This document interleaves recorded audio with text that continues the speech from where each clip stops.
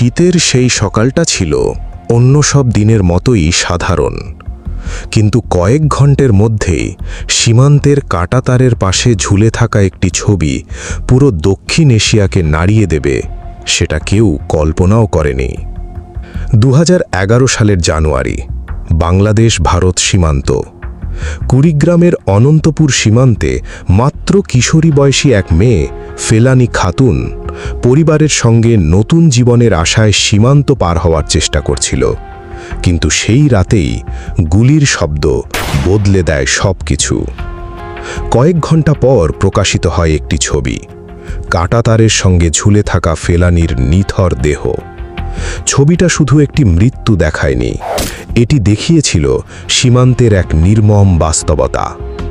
মুহূর্তের মধ্যেই সেই ছবি ছড়িয়ে পড়ে সংবাদ মাধ্যম, টেলিভিশন, আন্তর্জাতিক মানবাধিকার সংস্থা আর লাখো মানুষের চোখে। কিন্তু ঠিক তখনই শুরু হয় আরেকটি অদ্ভুত ঘটনা। কেন কিছু প্রশাসনিক রিপোর্ট জনসমক্ষে আসতে এত দেরি হচ্ছিল?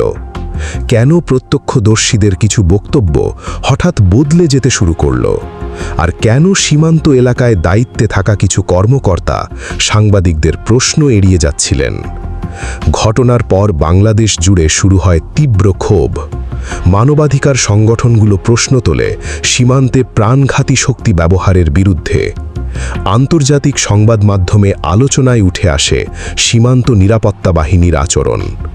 কিন্তু সেই সময়েই কিছু গুরুত্বপূর্ণ তথ্য যেন অদৃশ্য হয়ে যেতে থাকে। স্থানীয়দের কেউ বলছিলেন ঘটনার পরপরই সীমান্ত এলাকায় অস্বাভাবিক তৎপরতা শুরু হয়েছিল।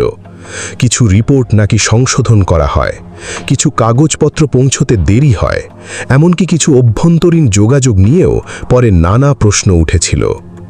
সবচেয়ে রহস্যজনক বিষয় ছিল কেন একটি ছবিকে ঘিরে এত ভয়। কারণ সেই ছবিটি শুধু ফেলানীর ছিল না, সেটি হয়ে উঠেছিল পুরো সীমান্ত রাজনীতির প্রতীক।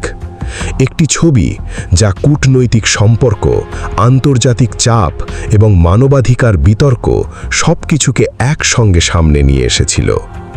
বছর পেরিয়ে গেছে, তদন্ত হয়েছে, বিচারও হয়েছে বিভিন্ন পর্যায়ে, কিন্তু আজও অনেক মানুষ মনে করেন সেই ঘটনার পুরো সত্য হয়তো কখনোই প্রকাশ পায়নি।